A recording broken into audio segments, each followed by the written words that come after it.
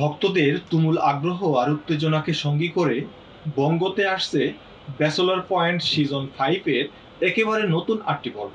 অবি এটা ভাববে, যেহেতু ব্যাচেলার পয়েন্টের আসলে প্রত্যেকে মানে এদের মানসিকভাবে এত ইনভলভ, প্রত্যেকটা মানুষ যারা ব্যাচেলার পয়েন্টের সাথে কাজ করে, এটা একদম দেখার মতো।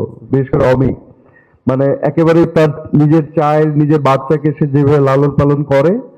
আগের পর্বগুলোর রেশ যেখানে শেষ হয়েছিল, ঠিক সেখান থেকেই শুরু হতে যাচ্ছে আরো বেশি হাসি, নাটকীয়তা আর অপ্রত্যাশিত সব ঘটনা।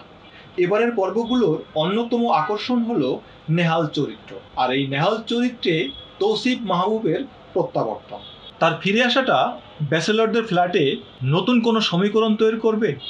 কাবিলা পাশাদের সাথে তার সম্পর্ক কোন দিকে মোড় নেবে তা দেখার জন্যই অধীর আগ্রহে অপেক্ষা করছে দর্শকরা। নতুন পর্ব নিয়ে পরিচালক কাজল আরিফিন অমি বলেন, নেহালের ফিরে আসাটা একটা বড় চমক। তবে এর পাশাপাশি আরও কিছু চরিত্র, যেমন নতুন কাজের মেয়ে বা পাগলা সুজনের মতো চরিত্র আনা হয়েছে, যা এবারকার পর্বগুলোর বিনোদনের মাত্রা এক অন্য লেভেলে নিয়ে যাবে বলে আশা করছি।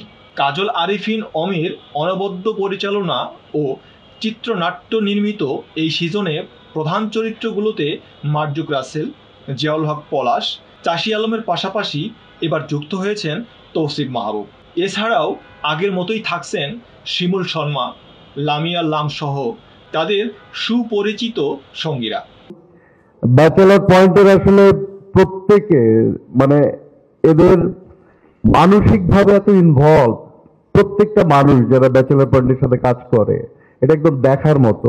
বিশেষ করে অমিত মানে একেবারে তার নিজের চাইল্ড, নিজের বাচ্চাকে সে যেভাবে লালন পালন করে।